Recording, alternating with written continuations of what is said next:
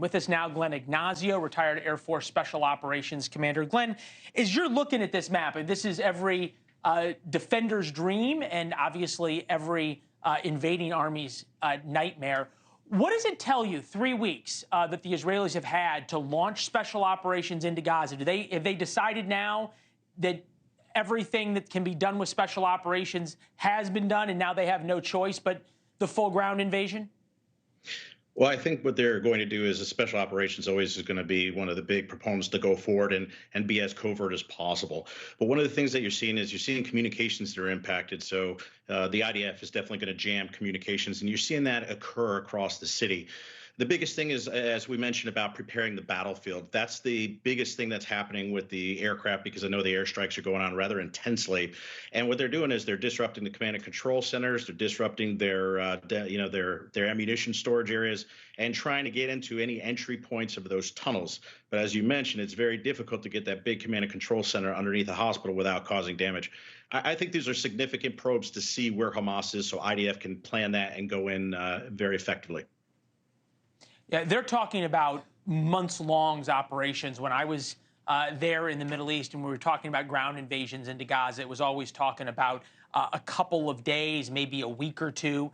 And the Israelis are in a catch-22 situation, right? Because you've got 200 hostages likely underground. We're going to look there. So we've got the Gaza metro system. You can see how many hundreds of miles of tunnels. We'll take you inside one of these tunnels. This is actually video from Hamas, and you can see some of these tunnels aren't big enough to be able to turn around in, and they go from building to building. So fighters can launch attacks from one building, go down over to another building, and then pop back up.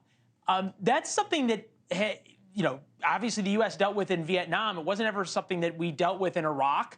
How is it possible even to fight against an enemy like that?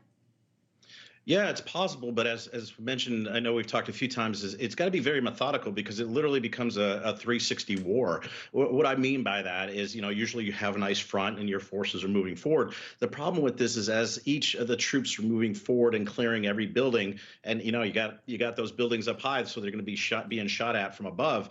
But you have the tunnels where after you pass an area, you're going to have to occupy it. And the reason for it is if somebody has a tunnel that you happen to miss and pops out behind you, you got to make sure that you have the troops to carry your, cover your six, cover your back.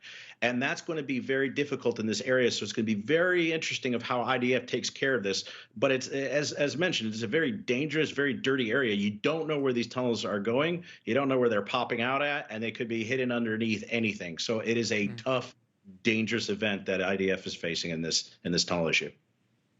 Yeah, D-Day now, probably H-hour plus 2 or 3 hours. They went in just as darkness began. And the Israelis have an advantage, right, Glenn? It is that they can operate at night with combined arms in a way that Hamas can't, although they've gotten better at it.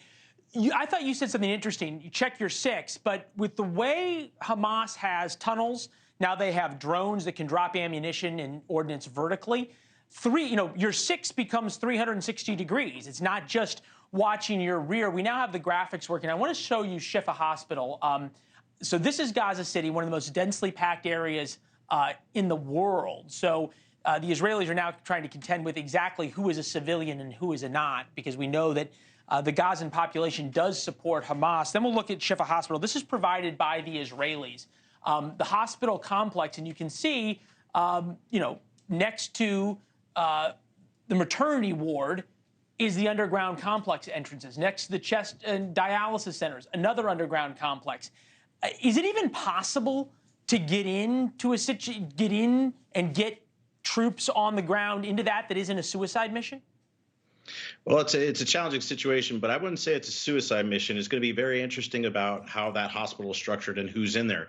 I mean, the one thing that there's no major air defense that Hamas has. So Israel can own the skies like they have with the penetration and the attacks with the F-16s, but also the helicopters. They can use the helicopters to infiltrate their troops so that they're not hitting booby traps on the ground. They'll be able to use the helicopters that are attack helicopters with the sensors to be able to take individuals out. But they're going to have to get into those environments to clear it. Like I said, they could use a bomb, but I'm sure Hamas is the hospital loaded with patients just to use that as human shields. So it is possible, but it's extremely dangerous, as you alluded to. I wouldn't say it's a suicide mission, but it is probably one of the most dangerous close quarter battles you can possibly get into.